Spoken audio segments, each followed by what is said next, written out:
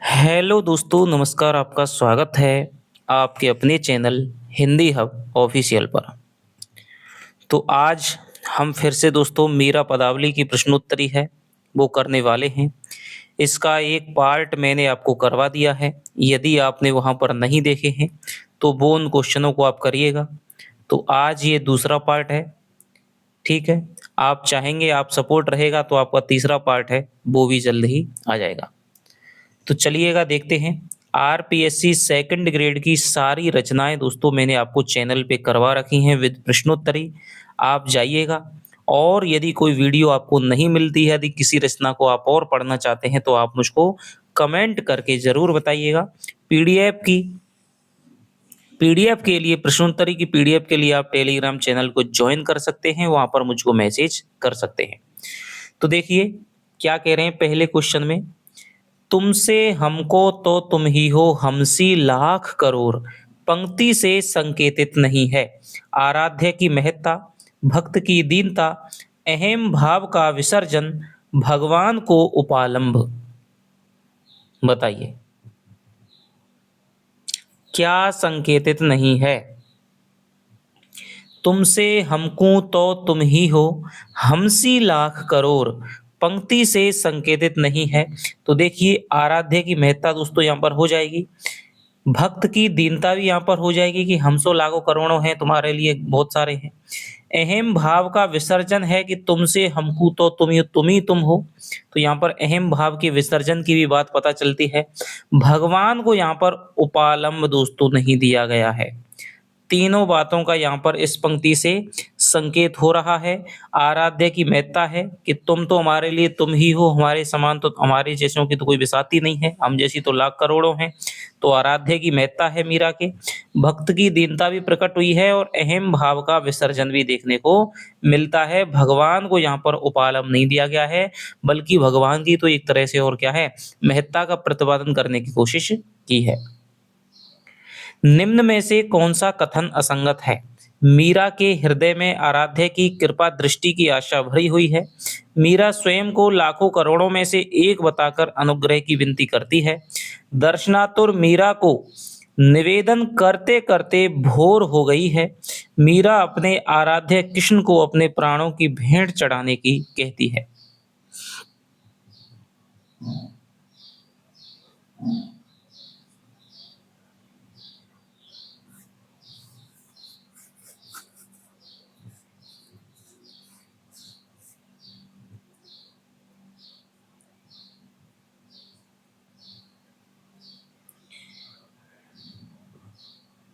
तो देखिए दोस्तों क्या कह रहे हैं कि इसी पद के ऊपर वाला जो पद है उसी के हिसाब से, कि मीरा के हृदय में आराध्य की कृपा दृष्टि की आशा है वो भरी हुई है। ये बिल्कुल राइट है दोस्तों, ठीक है।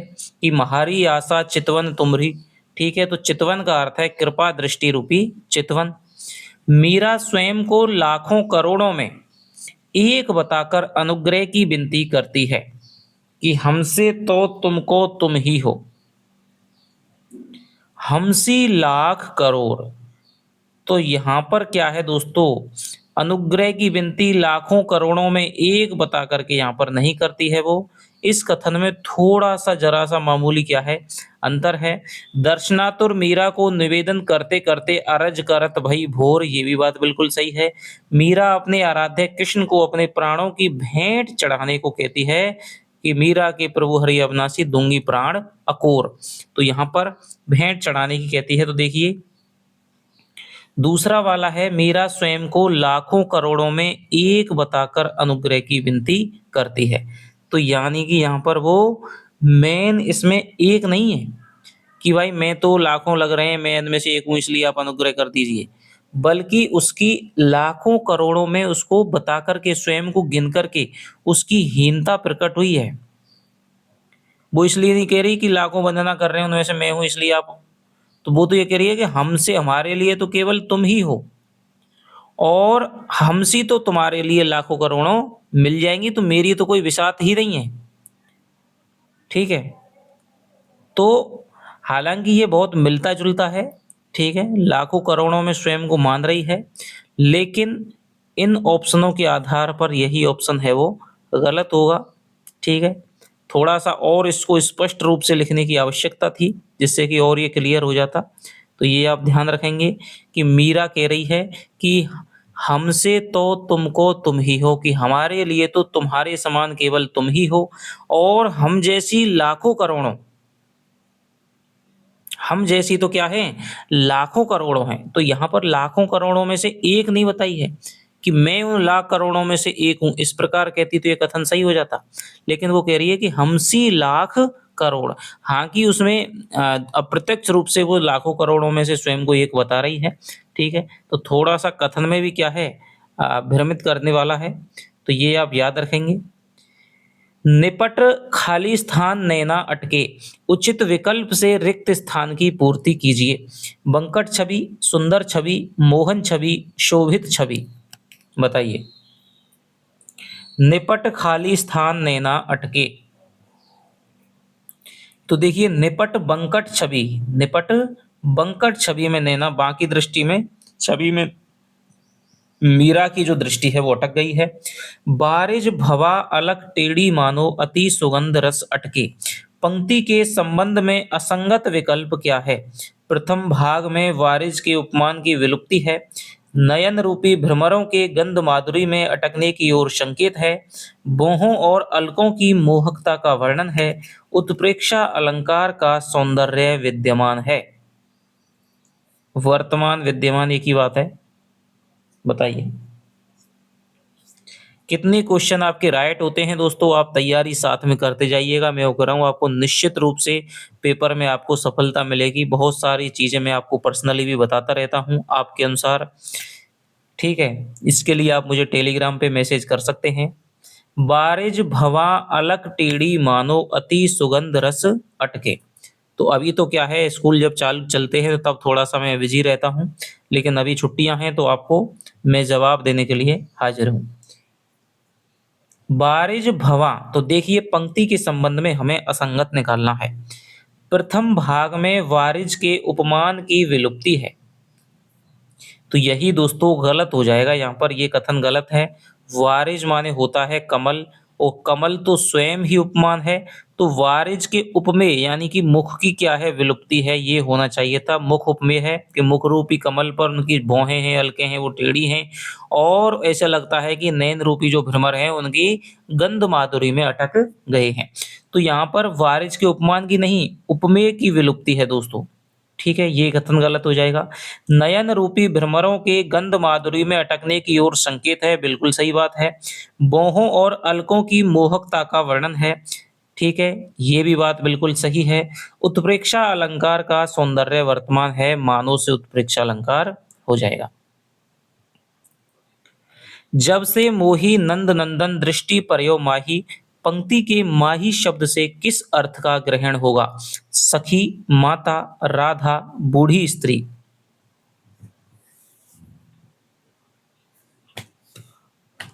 बताइए। तो देखिए क्या कह रही है दोस्तों, मीरा कह रही है कि जब से मेरी दृष्टि में नंद नंदन पर गया है, यानी कृष्ण जी पर गए हैं, रे माई माने सखी। तो यहाँ पर जितने भी पदों में माई आ रहा है दोस्तों, मनोहर जी ने उनका अर्थ है वो क्या किया है, सखी किया है, कि अरे सखी जब से श्री कृष्ण मेरी दृष्टि में पड़ गया है। तो सखी अर्थ यहाँ पर ग्रह गृहित होगा। मीरा के अनुसार कृष्ण के ललाट पर किसका तिलक लगा हुआ है? केसर का, चंदन का, गेरू का, रंग का। बताइए।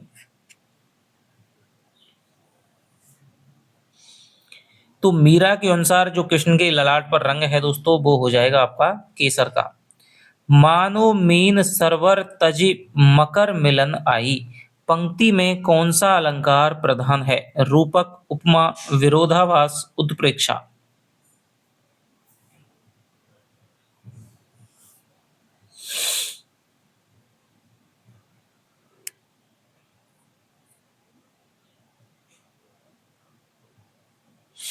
तो मीरा की पंक्तियां हैं कि मकराकृति कुंडल अलग किस पर? कपोलन पर छाई, मानो मीन सरवर तजी मकर मिलन आई। तो यहाँ पर मानो की मानो जो मछली है वो सरोवर को त्याग करके मकर से मिलने के लिए आ गई है। तो यहाँ पर जो प्रधान अलंकार होगा वो हो जाएगा दोस्तों उत्प्रेक्षा अलंकार। मीरा के अनुसार नटवर कृष्ण के 3 रेखाओं की उपस्थिति कहाँ बताई गई है? ललाट पर, गर्दन पर, अधरों पर, वक्ष पर।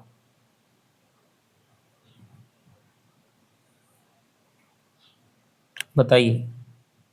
मीरा के अनुसार नटवर कृष्ण की 3 रेखाओं की उपस्थिति कहाँ बताई गई है? तो ये बताई गई है दोस्तों गर्दन पर ग्रीवा 3 रेखा, तो ये गर्दन पर बताई है। पहली वीडियो में थोड़ा-सा मैं आपका ध्यान चाहूँगा, पहली वीडियो में एक क्वेश्चन हमने बनाया था कि उनके अधरों की और उनकी गर्दन की तुलना है वो किससे करी गई है? तो उसका उत्तर था बिंब से। बिंब जैसे तो अधर हैं वो लाल हैं, और गर्दन की शंख से। तो दोस्तों गर्दन इसमें क्या है, गर्दन विकल्प गर्दन नहीं आएगा क्वेश्चन में, गलती से मिस्टेक हो गया है। इसमें आएगा आपका कंठ। कंठ की जो वास्तव में तुलना है कंठ कंबु, ठीक है। कंठ की तुलना है वो शंख से करी गई है, क्योंकि कंठ की आकृति भी इसी प्रकार होती है और शंख की आकृति भी इसी प्रकार होती है। शंख में से भी हवा मारने पर आवाज निकलती है, और कंठ में से भी हवा पास होती है तब आवाज निकलती है। तो कंठ की तुलना करी गई है, गर्दन पे तो केवल 3 रेखाएं बताई गई हैं, ये आप याद रखेंगे। मीरा के अनुसार नटवर कृष्ण की रूप माधुरी से असंगत है।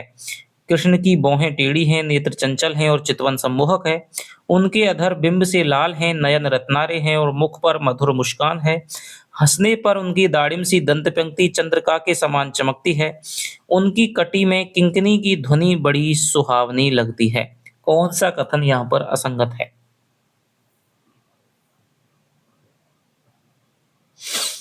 तो देखिए दोस्तों, कृष्ण की भौहें टेढ़ी हैं, अलग टेढ़ी, नयन चंचल, ठीक है, और चितवन टोना, ये बात बिल्कुल सही है, ठीक है।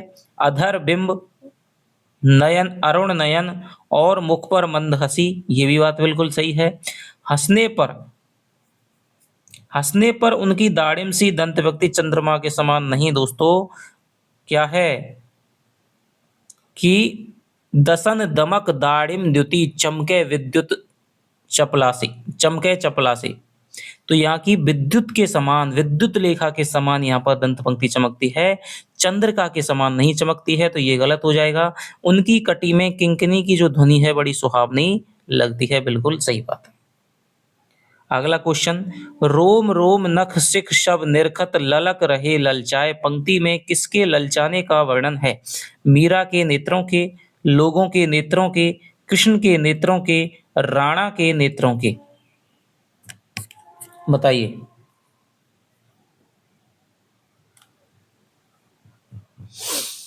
तो इस पंक्ति के माध्यम से कहती है कि जब से मेरे नेत्रों ने श्री कृष्ण के रोम रोम में व्याप्त नख से लेकर के शिखा तक के सारे सौंदर्य को देख लिया है, फिर भी वो क्या कर रहे हैं, ललचा रहे हैं। तो यहाँ पर मीरा के नेत्रों की वर्णना हुई है। लोक कुटुंबी बरज बरज ही बतियां कहत बनाए, चंचल चपल अटक नहीं मानत पर हत गए बिकाए। पंक्तियों से संबंधित असंगत विकल्प है। बरज बरज में बीपसा अलंकार है, मुहावरों का प्रयोग द्रष्टव्य है, चंचल चपल में छेकानुप्रास अलंकार विद्यमान है, लौकिक विघ्नों और मीरा की व्यवस्था का उल्लेख है। बताइए।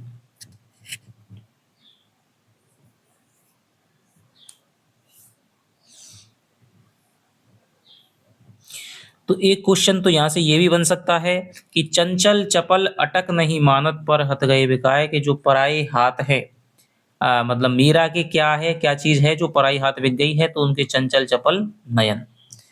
तो देखिए, बरज बरज में वीप्सा अलंकार है, नहीं दोस्तों, बरज बरज में आपका पुनरुक्ति प्रकाश अलंकार हो जाएगा। बरज का अर्थ है वो अगला क्वेश्चन होगा। बरज का क्या अर्थ है वो शायद पहली क्लास में हो गया है, आगे बता दूंगा। बरज बरज में क्या है, वीप्सा अलंकार नहीं है, पुनरुक्ति प्रकाश अलंकार है। मुहावरों का दोस्तों यहाँ पर प्रयोग है वो दिखाई देता है, दूसरे के हाथ बिकना, पराए हाथ बिकना, बातें कहना, बातें बनाना, ठीक है, अटक नहीं मानना, ठीक है। इस प्रकार मुहावरों का यहाँ पर भरपूर प्रयोग है। चंचल चपल में छेकानुप्रास अलंकार विद्यमान है, बिल्कुल सही बात है। लौकिक विघ्नों और मीरा की व्यवस्था का उल्लेख है कि लोग कुटुंबी हैं, वो बार-बार मुझको क्या है रोकने का प्रयास करते हैं और बातें बनाते हैं। यहाँ पर इनसे लौकिक विघ्नों का यहाँ पर संकेत है और पर हत बिखे गए बिखाए कि मीरा के जो नेत्र हैं, वो बार-बार रोकने मना करने पर भी दूसरे के हाथों बिक गए हैं, श्री कृष्ण के अधीन हो गए हैं, तो यहाँ पर अब मीरा कुछ नहीं कर सकती है, मीरा की व्यवस्था का उल्लेख है। नैना लोभी बहुरी सको नहीं आए, पंक्ति में बहुरी शब्द का संगत अर्थ है। फिर परंतु पत्नी बड़े। सबसे ज़्यादा मीरा का जो आप करेंगे दोस्तों, वो सबसे ज़्यादा आपके ऑप्शन पे निर्भर करता है। रचना के क्वेश्चनों को करना कि कौन-सा यहाँ पर विकल्प है वो सही है, ठीक है? कौन-सा ज़्यादा सही है, कौन-सा ज़्यादा गलत है, इस पे डिपेंड करता है। पंक्ति में बहुरी जो शब्द आया है उसका अर्थ हो जाएगा दोस्तों फिर, पुनः, दोबारा, वापस, ठीक है? इस प्रकार का यदि अर्थ आता है तो वो इसका हो जाएगा। आली री मेरे नैना बाण पड़ी, तो ये पूरा आपका पद है। उक्त पद से संकेतित नहीं है। मीरा की आराध्य में दृढ़ता, मिलने प्रिय से मिलने की उत्कंठा, कृष्ण के प्रति पूर्ण समर्पण, लोकोपवाद का भय। तो क्या समर्पण नहीं, क्या संकेतित नहीं है?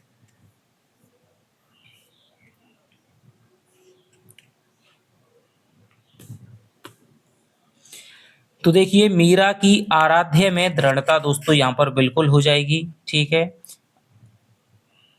कैसे प्राण पिया बिन राखूं जीवन मूल जड़ी, ठीक है? इस प्रकार अपने भवन पड़ी, तो यहाँ पर आराध्य में बिल्कुल उसकी दृढ़ता है, ये बात बिल्कुल सही है। प्रिय से मिलने की उत्कंठा है, कैसे प्राण पिया बिन राखूं, तो ये बिल्कुल बात सही है।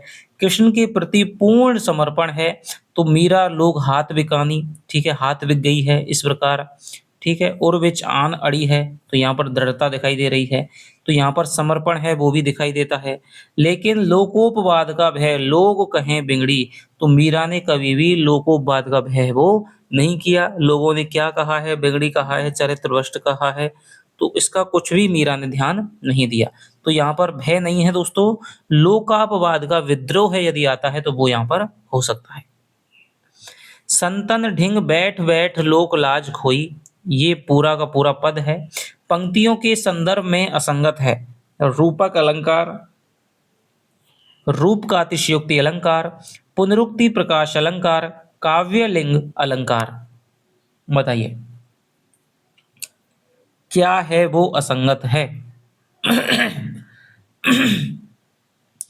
संतन ढिंग बैठ बैठ लोक लाज खोई,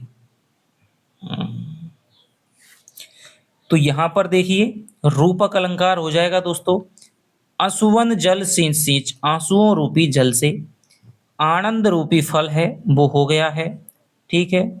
और ये यहाँ पर रूपक अलंकार के उदाहरण हो जाएंगे। रूप का अतिशयोक्ति अलंकार हो जाएगा, देखिए दोस्तों अब तो बेल फैल गई, बेल हो जाएगी, ठीक है? प्रेम बेल में हो जाएगा रूपक अलंकार। बेल फैल गई तो यहाँ पर रूप का अतिशयोक्ति अलंकार। और दधि मति घृत काढ़ लियो, घृत है, दधि है, तो यहाँ पर रूप का अतिशयोक्ति अलंकार। छोई में रूप का अतिशयोक्ति अलंकार। जहाँ पर केवल उपमान के द्वारा ही व्यंजना की जाती है, उपमेय को नहीं रखा जाता है, रूपक अलंकार होता है, वहाँ पर उपमेय को ना रख करके उपमेय को उपमान ही मान लिया जाता है पूरी तरह से। केवल उपमान के द्वारा ही जहाँ पर बात कह दी जाती है, वहाँ पर रूप का अतिशयोक्ति अलंकार होता है। अब जहाँ पर कोई आ गया लेकिन जहाँ पर उपमा अलंकार बन रहा है, सासम सरिस जिम लग रहे हैं और वहाँ पर उपमेय नहीं है, तो वो लुप्त उपमा हो जाएगा। और जहाँ पर उपमेय नहीं है और वो रूपक अलंकार में लग रहा है कि मैंने सार तत्व कृष्ण की प्रेम भक्ति रूपी जो घृत था, नवनीत था, घी था, उसको मैंने निकाल लिया है और मैंने छाछ है वो छोड़ दी है। क्वेश्चन है आगे मैं जब बताऊंगा आपको, तो वहां पर रूप का अतिशयोक्ति अलंकार होता है। पुनरुक्ति प्रकाश अलंकार हो जाएगा, बैठ बैठ, सींच सींच, ठीक है? ये पुनरुक्ति हो गया। इसके अलावा आपका काव्यलिंग अलंकार दोस्तों यहाँ पर नहीं है। जहाँ कोई बात कही जाती है और उस बात के समर्थन में कोई अन्य बात कही जाती है, वहां पर काव्यलिंग अलंकार होता है। तो यहाँ पर काव्यलिंग नहीं है। मीरा किसको देखकर के राजी होती है? भक्तजनों को, राणा को, पारिवारिक लोगों को, जगत के लोगों को? तो इतने क्वेश्चनों की आप इसमें से कल्पना नहीं कर सकते हैं दोस्तों, फिर भी मैंने आपके लिए बनाने की कोशिश करी है। तो थोड़ा-सा आपका एक लाइक और आपका एक कमेंट हमें आपकी अगली वीडियो पहुँचाने के लिए प्रेरित कर सकता है, तो आप ज़रूर करिएगा। मीरा किसको देख कर के राज़ी होती है? उससे ऐसा लगता है कि आप अपने ही लोग हैं। मदद करने में थोड़ा ऐसा लग रहा है कि मैं फालतू में मेहनत नहीं कर रहा हूँ। ऐसा लग रहा है कि कुछ अपने ही लोग हैं जो कमेंट करते हैं, जिनसे बातचीत होती है, उनसे बहुत ही मैं ध्यान रखता हूँ, बड़ा ही स्नेह उनसे हो जाता है। तो थोड़ा-सा उनसे क्या है लगाव ज़्यादा रहता है। भक्तजनों को तो देखिए मीरा किसको देख कर के दोस्तों भगत देख राजी हुई, भक्तजनों को देख कर के राजी होती है। डार दई छोई पंक्ति में छोई से व्यंजित है कृष्ण प्रेम, निस्सार सांसारिक वस्तुएं, भक्ति का आनंद, कृष्ण की छाया। बताइए।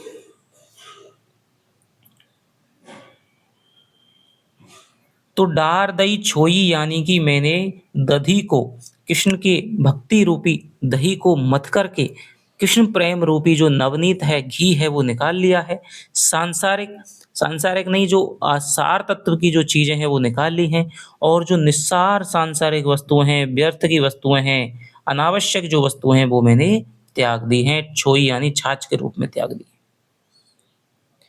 शंभू सिंह मनोहर ने मीराबाई का जन्म माना है, तो इस प्रकार से क्वेश्चन आ सकता है आपके लिए, ठीक है, क्योंकि ये पदावली आप पढ़ रहे हैं तो उसके हिसाब से कुछ भी आ सकता है। 1555 संमत में, 1561 संमत में, 1565 संमत में, 1573 संमत में। हालांकि भूमिका से मैं आपके लिए कुछ क्वेश्चन अगली वीडियो में लाने की कोशिश करूंगा, लेकिन मैं कुछ ही 2 4 5 7 क्वेश्चन ही आपके लिए लाऊंगा, जो भी आपके कोई ऐसा कथन होगा इम्पोर्टेंट, कोई मीरा के बारे में उनकी निष्कर्ष होगा, मान्यता होगी प्रमाणिक। तो देखिए शंभू सिंह मनोहर ने माना है दोस्तों 1555 संवत में माना है। आचार्य शुक्ल वगैरह ने 1573 संवत में माना है, जबकि ये कहते हैं कि भाई 1573 में तो क्या हुआ था, मीरा का विवाह हुआ था, ये तो विवाह की उनकी आयु है, संवत है। शंभू सिंह मनोहर ने मीरा पदावली के लेखन का प्रस्ताव, शंभू सिंह मनोहर से आ जाएगा दोस्तों, मीरा पदावली के लेखन का प्रस्ताव करने, शंभू सिंह मनोहर ने मीरा पदावली के लेखन का प्रस्ताव करने का श्रेय किसको दिया है? डॉक्टर सत्येंद्र को, हरिचरण शर्मा को, जगदीश चंद्र जोशी को, ललिता प्रसाद शुक्ल को। कि भाई मनोहर जी से किसने कहा कि तुम इस प्रकार मीरा पदावली है वो पुस्तक लिखो? तो ये कहते हैं कि भाई मेरे हैं मित्र हैं हरिचरण शर्मा जी, उन्होंने मुझको ये प्रस्ताव किया था कि भाई इस प्रकार की आप पुस्तक की रचना कीजिए। मीरा के पति का नाम क्या था? भोजराज, विक्रमादित्य, उदय सिंह, रतन सिंह। तो आप जानते हैं मीरा के पति का नाम था भोजराज, जो कि राणा सांगा के द्वितीय बेटे हैं, ठीक है। पहला बेटा रतन सिंह, दूसरा बेटा क्या हो जाएगा आपका भोजराज, तीसरा बेटा विक्रमादित्य, चौथा बेटा उदय सिंह, इस प्रकार के उनके बेटे थे। ये शंभू सिंह मनोहर के अनुसार बता रहा हूँ। मीरा नाम की उत्पत्ति के संबंध में असंगत कथन है। पीताम्बर दत्त बड़त्वाल ने मीरा शब्द की व्युत्पत्ति फारसी शब्द मीर से मानी है। नरोत्तम दास स्वामी ने मीरा शब्द का मूल रूप बीरा शब्द को माना है। ललिता प्रसाद शुक्ल ने मीरा की उत्पत्ति मेवाड़ शब्द से मानी है। शंभू सिंह मनोहर ने मीरा शब्द की व्युत्पत्ति मिहिर शब्द से मानी है।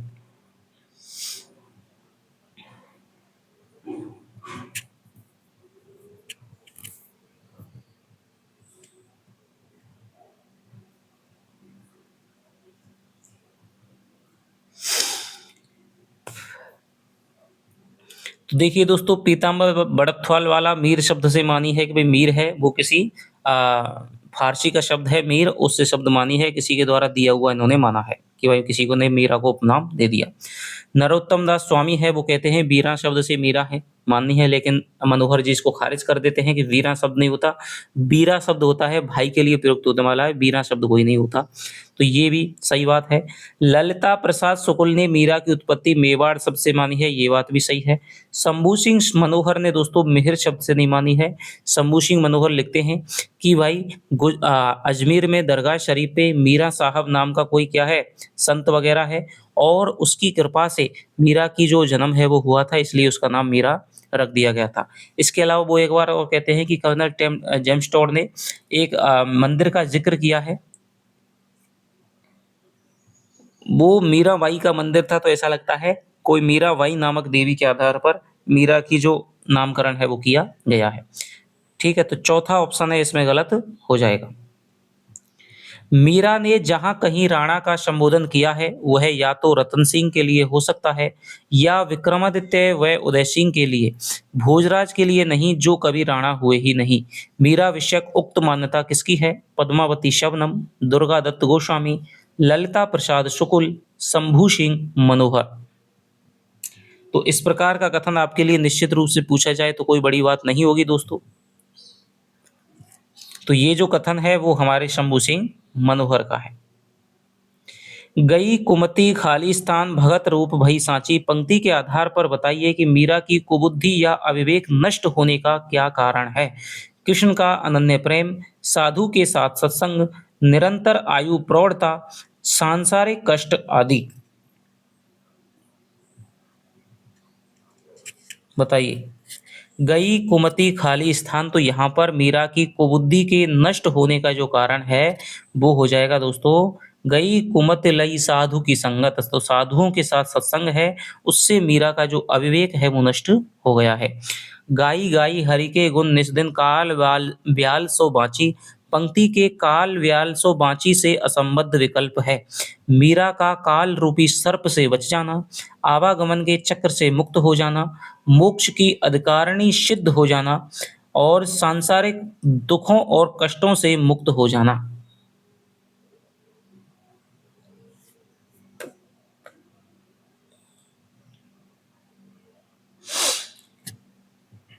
तो देखिए, मीरा है वो कहती है कि मैं हरि के कृष्ण के गुणों को रात दिन गाती रहती हूँ।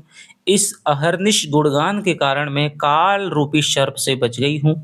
काल रूपी सर्प से यानी बचने से जन्म मरण के बंधन से, आवागमन के बंधन से मुक्त हो गई हूँ। मोक्ष की अधिकारिणी है इसलिए वो भी मैं सिद्ध हो गई हूँ। लेकिन क्या है, इससे ये व्यंजन नहीं होता कि मोक्ष की अधिकारिणी, यदि मोक्ष किसी के लिए सिद्ध हो गया कि वही इसको मोक्ष मिलेगा तो उसके लिए सांसारिक दुख और कष्टों से वो मुक्त हो गया है। नहीं दोस्तों, सांसारिक कष्ट विघ्न है उसके लिए लगातार वो चलते रहे हैं। तो ये यहाँ पर व्यंजित नहीं हो रहा है, बल्कि तीनों भाव हैं वो काल व्याल सो बाँची से व्यंजित हो रहे हैं। उन विन सब जग खाली स्थान लागत पंक्ति के अनुसार बताइए कि मीरा को कृष्ण के बिना सारा संसार कैसा लगता है? खारा, निस्सार, सूना, फीका।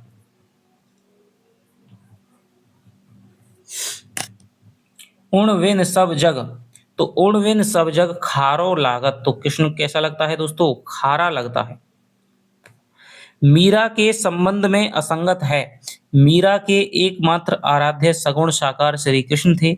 मीरा की भक्ति प्रेम भाव की थी जिसका मीरा ने पदों में स्थान स्थान पर उल्लेख किया है। मीरा का संबंध वैष्णव संप्रदाय के सहजिया पंथ से था। मीरा के पदों पर तत्कालीन नाथ एवं संत शब्दावली का प्रभाव दिखाई देता है।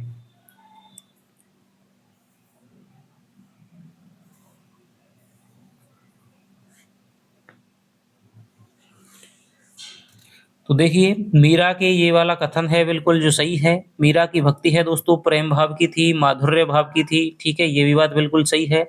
मीरा का संबंध दोस्तों किसी भी संप्रदाय से स्थिर नहीं किया जा सकता, ठीक है। हालांकि कुछ एक आलोचक मानते हैं, लेकिन मीरा है वो संप्रदाय निरपेक्ष कवि थी, चाहे शुक्ल जी मान लीजिए, नगेंद्र जी मान लीजिए, सारे संप्रदाय निरपेक्ष मानते हैं। लेकिन कुछ मीरा के आलोचक हैं वो उसको मानते हैं कि भाई मीरा तो क्या है, जीव गोस्वामी की प्रेम का थी, उन्होंने उसके साथ में सहज पंथ की साधना करी थी। इसके अलावा कोई सहजिया संप्रदाय से मानता है, तो अलग अलग है, ठीक है। मीरा के पदों में तत्कालीन नाथ एवं संत शब्दावली भाषा का प्रभाव है वो बिल्कुल दिखाई देता है, क्योंकि मीरा है वो लगातार राजस्थान में घूमी थी। राजस्थान के बाद मथुरा वृंदावन में भी आई थी, गुजरात में भी गई थी। तो बहुत सारी बोलियों के जो शब्द हैं वो मीरा की भाषा में दिखाई देते हैं, इसलिए मीरा की भाषा का अभी तक भी कोई भी प्रमाणिक स्थिर रूप है भाषा का वो स्थिर नहीं किया जा सका है। तो यहाँ पर किसी पंथ से इनका नहीं था संबंध, लेकिन जैसे जोगीड़ा शब्द है, ठीक है, वो कृष्ण के लिए आया है। तो इस प्रकार नाथ और संत शब्दावली के जो शब्द हैं वो मीरा में मिलते हैं, और कुछ इन्हीं शब्दावली की वजह से उनका जो संबंध है वो नाथ पंथ से, किसी संत संप्रदाय के किसी शाखा से मान लेते हैं, लेकिन वो सत्य नहीं है। मीरा का सच्चा प्रेमी कौन है? भोजराज, गिरधर, राणा, इनमें से कोई नहीं। तो मीरा का जो सच्चा प्रेमी हो जाएगा दोस्तों वो हो जाएगा गिरधर। मैं तो गिरधर के घर जाऊं, गिरधर म्हारो सांचो प्रीतम। तो ये दोस्तों पूरा का पूरा पद है। इसमें आपको बताना है, पद के संदर्भ में आपको असंगत बताना है। मीरा ने अपने को निशावी सारका के रूप में प्रस्तुत किया है। यह अभिसार काल्पनिक है तथा गृहिणी मीरा की अपने प्रिय से मिलने की तीव्र उत्कंठा का परिचायक है। इसमें निहित आत्मसमर्पण का स्वर बड़ा मार्मिक है। मीरा का अविचार का वर्णन परंपरागत ना होकर नवीन है तथा मीरा की प्रेम व्यंजना को कलुषित करता है। कौन सा कथन यहाँ पर गलत हो जाएगा?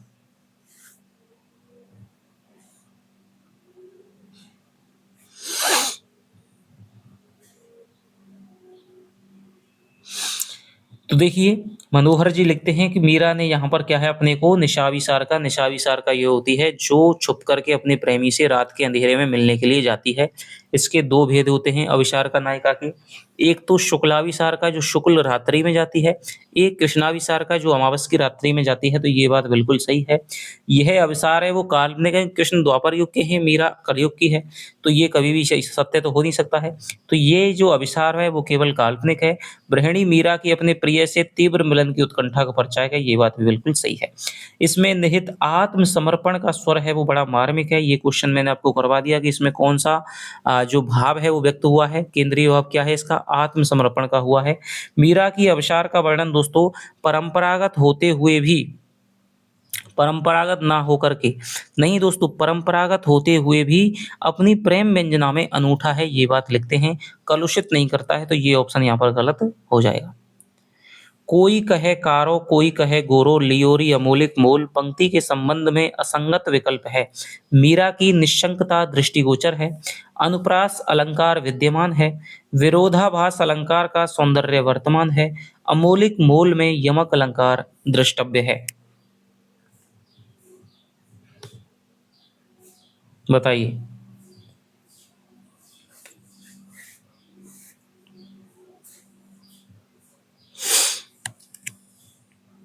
कोई कहे कारो, कोई कहे गोरो, लियोरी अमोलिक मोल पंक्ति के संबंध में असंगत विकल्प क्या है?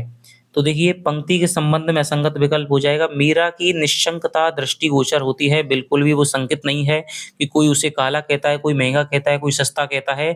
लेकिन मैंने तो क्या है, एक अनमोल हीरे को मैंने मोल ले लिया है, अनमोल वस्तु को, अनमोल रतन को मैंने मोल ले लिया है। तो यहाँ पर मीरा है वो बिल्कुल भी क्या है, दृढ़ है अपने लिए पर, क्योंकि उसने अच्छी जांच परख करके लिया है। सांसारिक माया बंधन में और एक आध्यात्मिक वस्तुओं में कृष्ण प्रेम के रूप में उसने ढंग से जांच करके चुना है। तो मीरा की निशंकता है वो दृष्टिगोचर है। अनुप्रास अलंकार दोस्तों विद्वान है, कोई कहे कारों में, कोई कहे गोरों में हो जाएगी, ठीक है। और विरोधाभास अलंकार का सौंदर्य वर्तमान है। एक अनमोल को भी उसने मोल ले लिया है जिसका कोई मोल नहीं है, तो यहाँ पर विरोधाभास हो जाएगा। ये बात भी बिल्कुल क्या है, सही है दोस्तों। अमोलिक मोल में यमक अलंकार, यहाँ पर दोस्तों यमक अलंकार नहीं हो जाएगा। यदि मोलक मोल होता तो यहाँ पर क्या हो जाता, अमोलक होता तो भी यहाँ पर हो जाता, लेकिन मौलिक मोल में कोई अनुप्रास अलंकार नहीं है, विरोधाभास अलंकार विद्यमान है।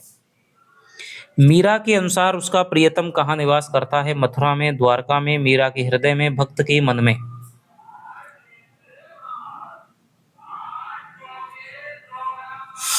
तो मीरा का प्रियतम है वो कहाँ निवास करता है दोस्तों? मीरा के हृदय में है कि गिरधर मारो मारे हिये बसत है। पंचरंग चोला पहर सकीरी झिरमिट खेलन जाति पंक्ति के झिरमिट शब्द का आध्यात्मिक अर्थ होगा। तो देखिए दोस्तों, पंचरंग चोला पहन सकीरी झिरमिट के माध्यम से जो आध्यात्मिक अर्थ है झिरमिट का वो क्या होगा? जीवात्मा रूपी खिलाड़ी। देखिए क्या कह रहे हैं, पंचरंग चोला पहर सकीरी झिरमिट खेलन जाति पंक्ति के झिरमिट शब्द का आध्यात्मिक अर्थ होगा जीवात्मा रूपी खिलाड़ी, लुका छिपी का खेल, जन्म मरण का खेल, भक्त भगवान का खेल। तो क्या आध्यात्मिक अर्थ है वो इसका होगा,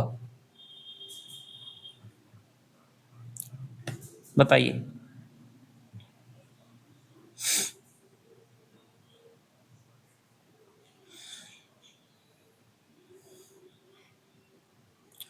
तो पंचरंग चोला पहर सखीरी झिरमिट खेलन जाति पंक्ति के झिरमिट शब्द का जो आध्यात्मिक अर्थ हो जाएगा दोस्तों, वो हो जाएगा यहाँ पर जन्म मरण का खेल।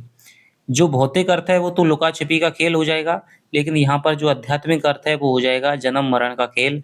कि संसार रूपी क्रीड़ा स्थली में जीवात्मा रूपी जो खिलाड़ी है वो जन्म मरण रूपी खेल है, आध्यात्मिक खेल है वो, झिरमिट रूपी जन्म मरण का खेल है वो, पंच भौतिक शरीर को धारण करके जन्म मरण का खेल है वो खेल रही है।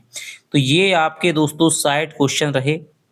आशा करता हूँ कि आपको पसंद आए होंगे। मीरा की पदावली है वो काफ़ी अपने में आसान है, फिर भी कुछ एक क्वेश्चन बन जाते हैं, लेकिन इतने क्वेश्चन बनाना आसान नहीं है। लेकिन फिर भी मैं आपको एक-एक पंक्ति को चुन-चुन करके उससे क्वेश्चन आपके लिए बनाने की कोशिश कर रहा हूँ। तो आपकी ये कोशिश आपको पसंद हमारी ये कोशिश आपको पसंद आ रही होगी, इसकी मैं आशा करता हूँ। यदि कहीं कोई दिक्कत है, किसी भी क्वेश्चन में कोई मिस्टेक होती है तो आप ज़रूर कमेंट के माध्यम से बताएँ दोस्तों, जिससे कि औरों को गलत चीज़ है वो नहीं जानी चाहिए। कई बार हो जाती है रात में 2:30-3 बजे तक कोई मान लो लिख रहे हैं, क्योंकि कोई टीम वर्क है वो तो है नहीं है, किसी बड़ी कोचिंग का संस्थान ये है नहीं है, केवल मेरा व्यक्तिगत है और मुझे थोड़ा हिंदी से प्रेम है, इसलिए मैं आपका सहायता मैं आपकी कर देता हूँ। ठीक है, अभी थोड़ा-सा टाइम भी मिल रहा है क्योंकि मुझे पढ़ना पढ़ाना है वो अच्छा लगता है, चाहे स्कूल हो चाहे वो यहाँ पर हो। तो अभी सरकारी स्कूलों की तो आप जानती हैं कैसी स्थिति है, वहाँ पर मेरा जो मन है वो थोड़ा-सा भर नहीं पाता है। ठीक है? तो ये आपको याद रखना है। ठीक है? तो आप अगली वीडियो के लिए कमेंट करिएगा, तो आपको जल्द ही अगली वीडियो मिलेगी। तो चलिए आपसे मिलता हूँ अगली वीडियो में, तब तक के लिए दोस्तों बाय-बाय, जय हिंद, जय भारत।